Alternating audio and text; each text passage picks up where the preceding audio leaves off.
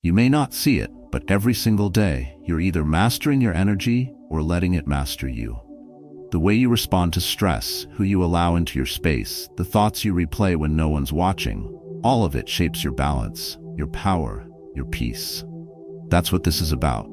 Master your energy and find balance. Like never before isn't just a nice phrase. It's a call to reclaim the part of you that's been scattered by noise, stress, people-pleasing, and non-stop distractions. Because energy isn't just about stamina, it's about direction. And balance isn't found in doing less. It's found in doing what truly matters. In this episode, we'll walk through 7 timeless lessons, quiet truths that you can return to again and again, whenever life feels loud and off-center. Listen not just once, but as often as you need. Let these words become a mirror, a practice, a reminder. And if something in this message speaks to you, pause, reflect. Then share it with someone who needs to hear it too, whether it's a friend, your brother, or even your younger self. If you find value here, don't forget to subscribe, drop a comment with your favorite insight, or share a story from your own journey. This is not just a video, it's a space for men who are ready to rise quietly, but with intention. Let's begin. 1. Awareness is the root of all personal power. In a world constantly pulling at your attention, the quietest battles are often the ones inside your mind. Most men don't lose their energy because of hard work. They lose it because they never learned to notice where it was going. You wake up already tired, not because your body is overworked, but because your mind never stopped running. It wandered through regrets you can't fix, imagined problems that haven't happened, and false stories that keep replaying on a loop. You scroll through your phone like it might offer you direction or reassurance, but every swipe chips away at the only thing that truly matters, your mental energy. And while it feels harmless in the moment, over time, it leaves you scattered, reactive, and strangely disconnected from your own life. The truth is, mental energy control isn't something most men are taught. It's not discussed in classrooms. It's rarely modeled by those around us. Yet it's the foundation of everything else: focus, strength, clarity, and even self-respect.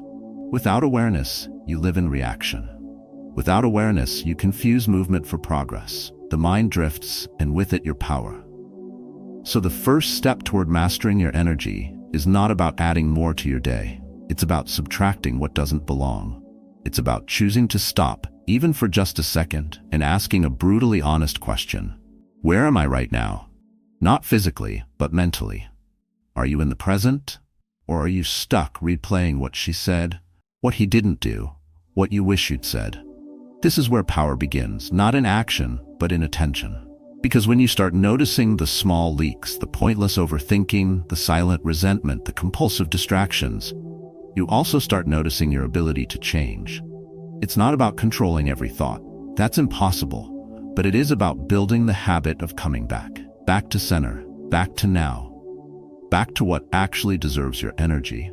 And the more you practice this, the more your inner clarity sharpens. You stop fighting shadows in your head and start directing your attention with purpose. That's how Stoic calm power grows, not by ignoring emotions, but by refusing to be enslaved by unconscious reactions. Men who embody quiet strength don't react to every trigger. They don't broadcast their inner storms. They simply observe, then choose. That choice is where true freedom lies. Because the moment you realize your mind can either be your battlefield or your sanctuary, everything changes. You begin to reclaim your time. You become intentional with your energy. You speak less but with more precision. You move slower but with unshakable purpose. There is a discipline in stillness, a strategy in silence, and a kind of emotional self-mastery that no external reward can replace. Every time you pause to observe instead of react, you reinforce your position as the master, not the servant of your own inner world. This isn't about self-help jargon. It's about energy management techniques that are brutally simple yet rarely practiced. Sit quietly. Feel the breath. Notice where your thoughts go. Interrupt the automatic loops. Even a 10-second return to presence can change the course of your next hour. And that hour, multiplied over days, becomes a life. One that's no longer ruled by chaos, but directed by clarity. You cannot find balance if you're mentally absent from your own life. You cannot protect your energy if you don't know where it's bleeding out. And you will never feel powerful if you're constantly reacting to noise that doesn't deserve your focus. Awareness is not just the root of personal power, it is the gatekeeper of every higher habit. And the sooner you build it into your daily rhythm, the faster you'll feel yourself becoming the kind of man who no longer chases balance, but lives from it. 2. Learn to say no without guilt. There's a quiet war inside every man who's been taught that being agreeable is the price of being accepted. You smile when you don't mean it. You say yes when everything in your body whispers no. You stretch yourself thin to avoid disappointing others, family, coworkers, friends, believing that your worth is tied to how useful you are. But there comes a moment when this way of living turns against you. You wake up tired, not because of the workload, but because you've given so much of your energy away that you don't recognize what's left. You're no longer making decisions, you're reacting to demands.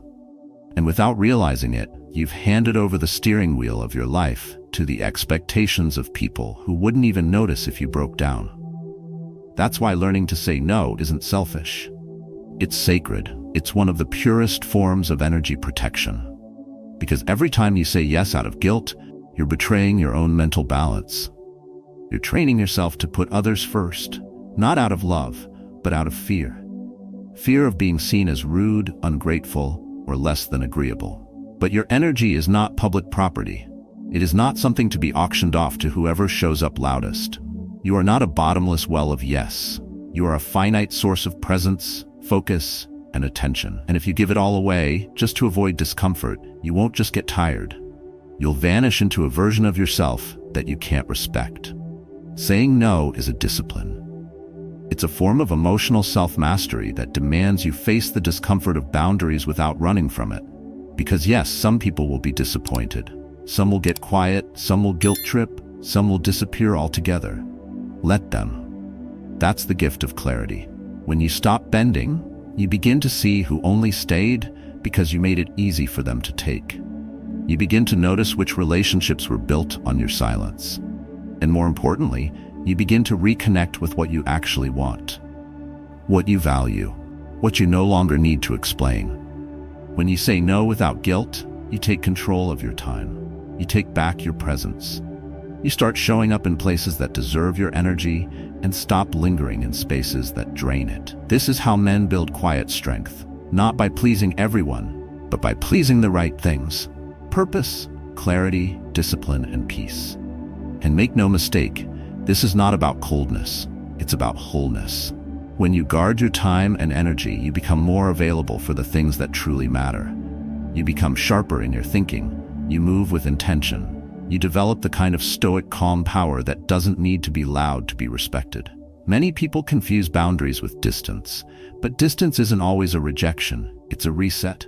It's how you realign your life so that what stays near you is what feeds you. Every healthy no you say builds the internal structure of a man who knows who he is and where he's going. And without that, balance is impossible. You'll always be scattered, pulled, and distracted by the needs of others until you no longer recognize your own. If you truly want to master your energy, you must be willing to disappoint others rather than betray yourself. You must stop performing peace and start protecting it. That begins the moment you say no, clearly, calmly, without guilt. Because that moment marks the return of your center. And in that center, your power waits, untouched by the noise. 3. Clarity comes when your energy aligns with your purpose. There's a specific kind of emptiness that haunts even the busiest man. It creeps in quietly, usually at night, when the noise has faded and you're finally alone with your own thoughts. You think back on the day and realize you were moving non-stop, checking boxes, staying efficient, showing up for everyone and everything. But despite all of it, you didn't feel alive. You were present, but disconnected. Productive, but hollow. That feeling isn't a sign that you're lazy or broken. It's a signal that your energy is spent without meaning. You're not lacking discipline. You're lacking direction. And that is the deeper crisis. When your energy isn't aligned with your purpose, every action feels heavy. You feel like you're dragging yourself through the day, hoping that checking off one more task will somehow bring a sense of peace. But peace doesn't come from doing more. It comes from doing what matters. and what matters will never be decided for you. You have to choose it. This is where inner strength habits begin to take root. Not in forcing progress, but in asking the harder question: why am I doing this at all? Without that question, your life becomes a performance of expectations. You become efficient at being lost. And no amount of external success can fix the internal chaos that comes from chasing goals that don't belong to you.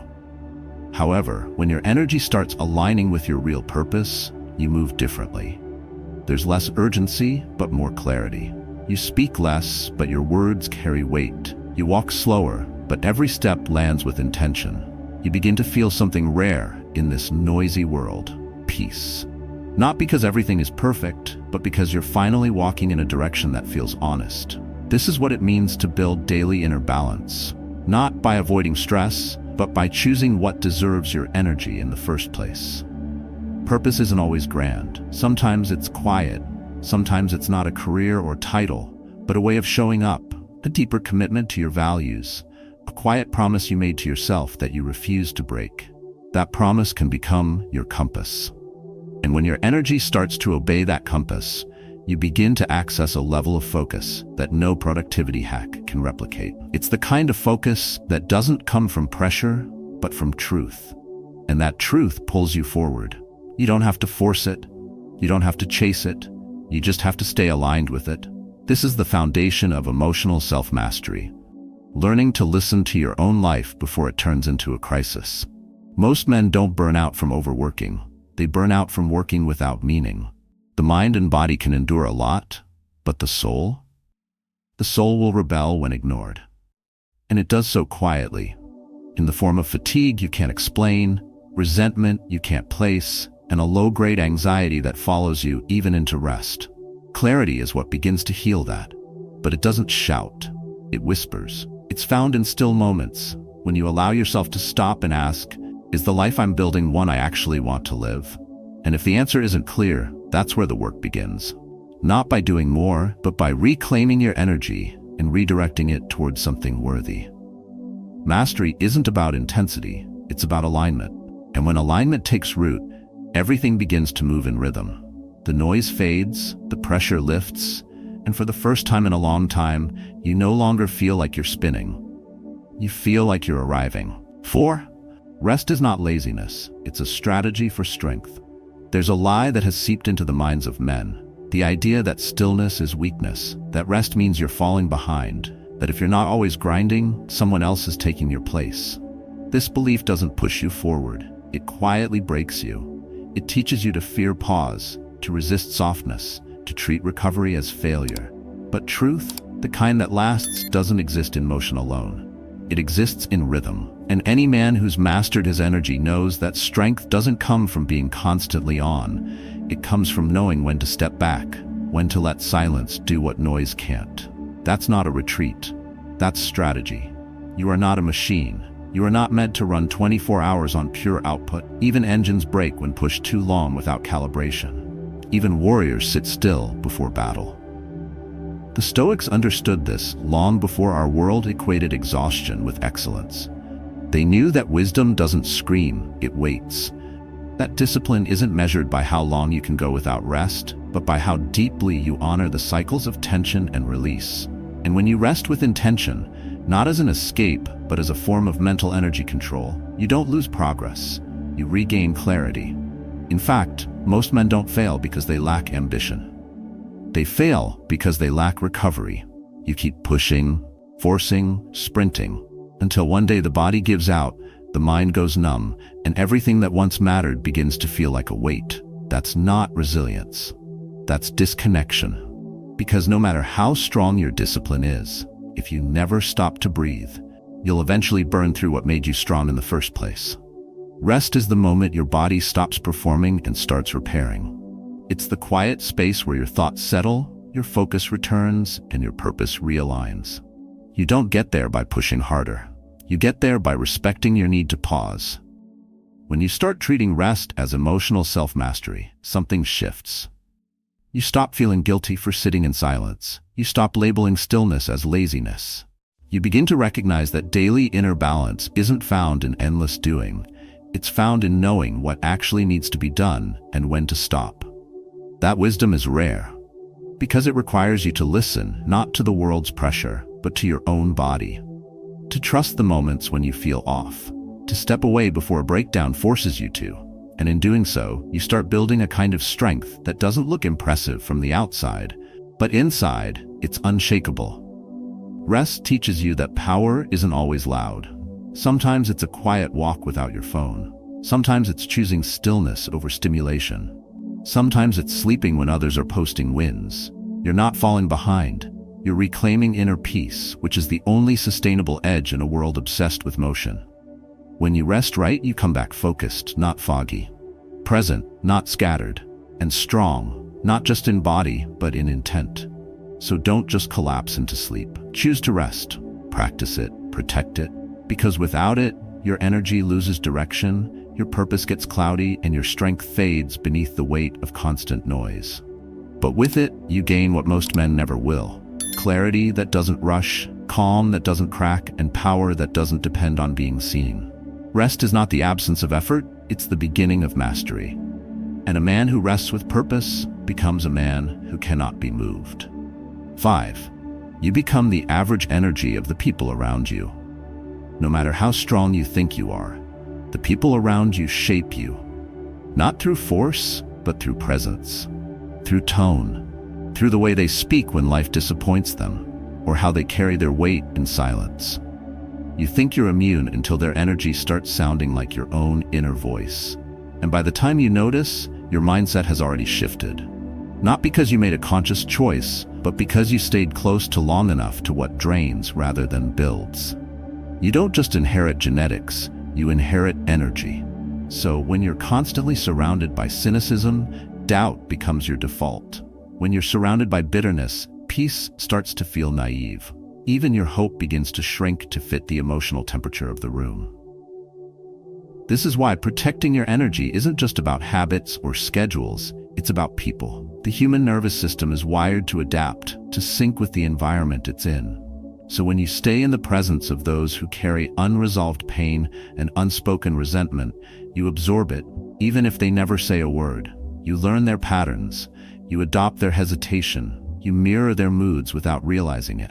Eventually, you start feeling heavy for no reason, fatigued even after rest, anxious in the middle of stillness. That's not weakness. That's resonance.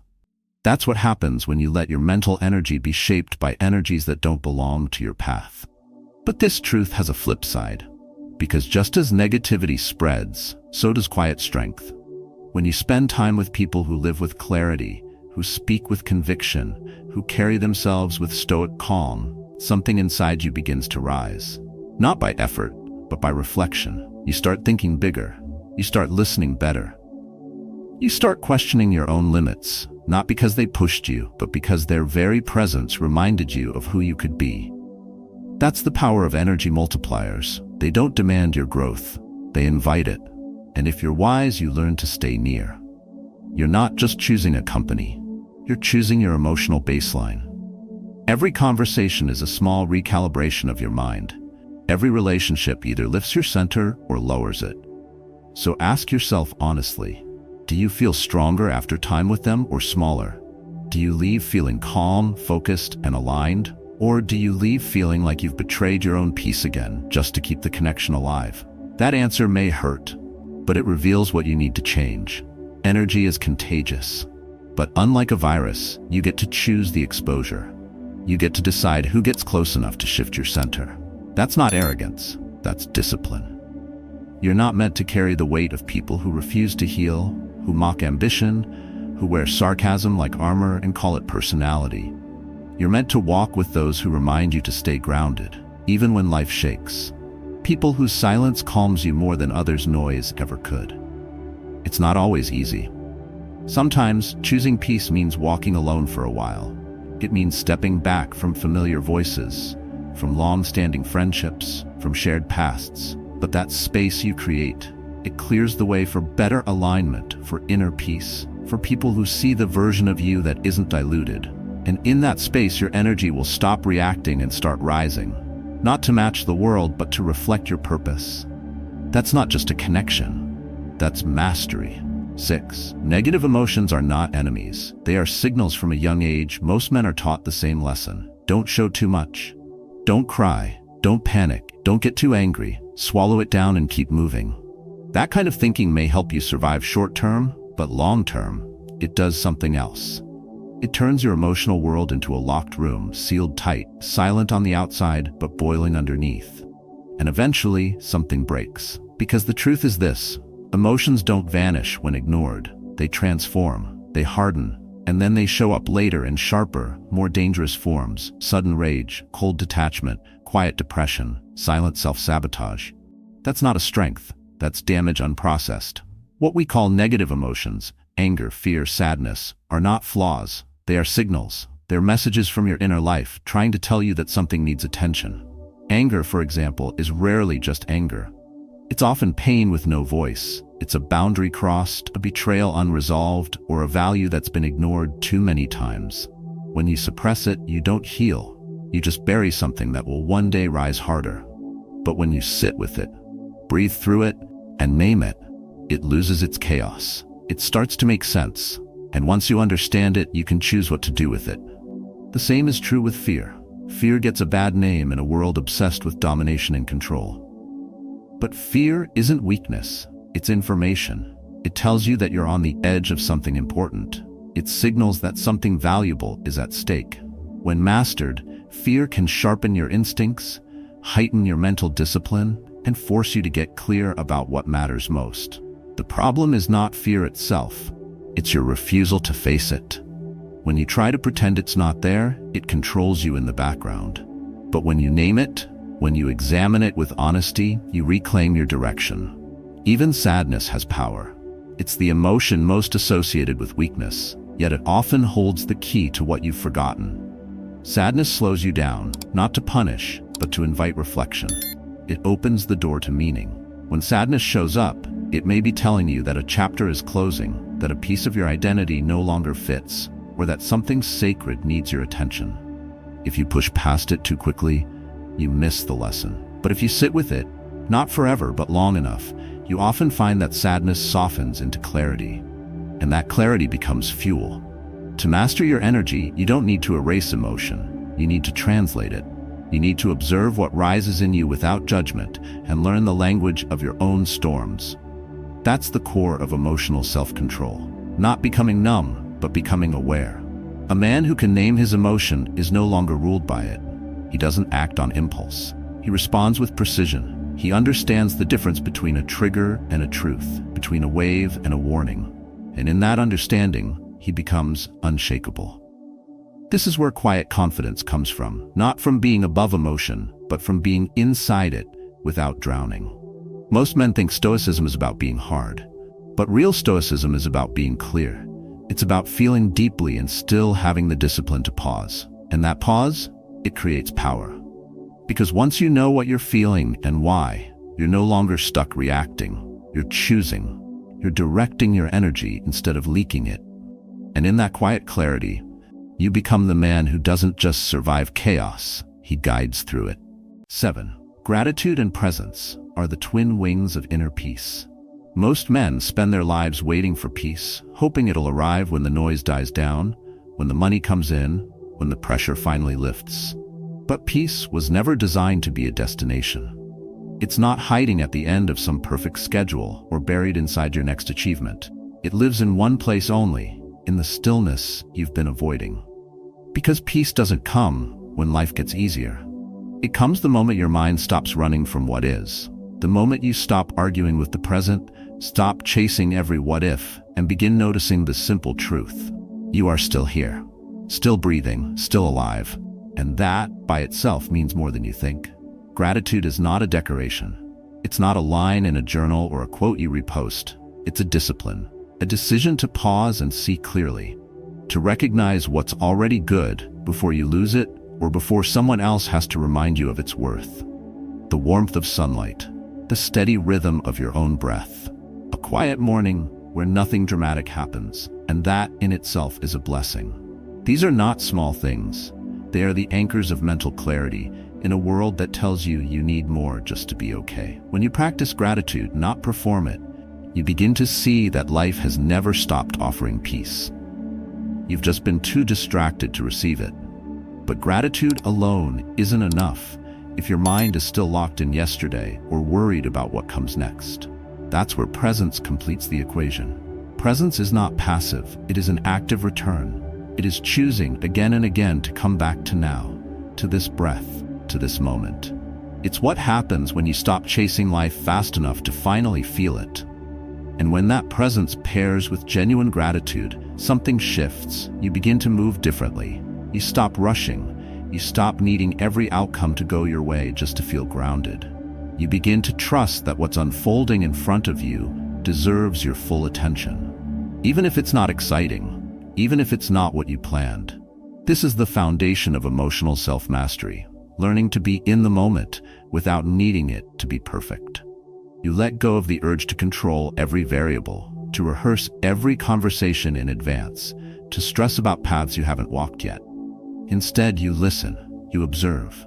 You respond with calm, not because nothing's wrong, but because your energy is no longer scattered. You're not reacting, you're rooted. And in that grounded awareness, you discover a truth most men never learn. That balance isn't built by managing time. It's built by managing attention. Gratitude and presence are not separate ideas. They are two wings of the same truth. Together, they lift you out of overthinking. They release you from the lie that peace requires perfect conditions. You can be in chaos and still carry calm. You can have a full schedule and still feel light, but only if you choose to see what's already here. The men who learn this don't need loud victories to feel worthy. They don't need validation to feel alive. They walk with quiet confidence, not because life is easy, but because they no longer abandon the moment they're in. So the next time your mind starts to drift, gently bring it back. Feel the breath. Scan the room. Remember that presence is a form of power, and gratitude is how you stay aligned with what matters. Do this often enough, and peace won't feel like a rare guest. It will feel like home, not someday, now. Mastering your energy isn't about doing more. It's about doing what matters, with clarity, intention, and discipline. When you begin to protect your energy, align it with purpose, and ground it in presence, you stop living on autopilot. You stop reacting and start responding. You no longer chase validation or fear stillness. Instead, you carry quiet strength, practice emotional self-mastery, and build a life that reflects your deepest values. Balance doesn't come from controlling everything around you. It comes from learning to control what's within you. If this video spoke to something inside you, if it reminded you of what you've been ignoring, postponing, or silently enduring, take a moment to share your story in the comments. Your experience might be the reminder someone else needs. And if you found even one insight worth remembering, don't forget to like the video and subscribe for more content on how to live with calm power, mental clarity, and inner discipline. This isn't just about surviving the day. It's about learning to live it fully, presently, and without wasting the energy that was never meant to be given away. Your balance begins the moment you decide to protect it. Start now. Stay steady, and keep coming back to what matters.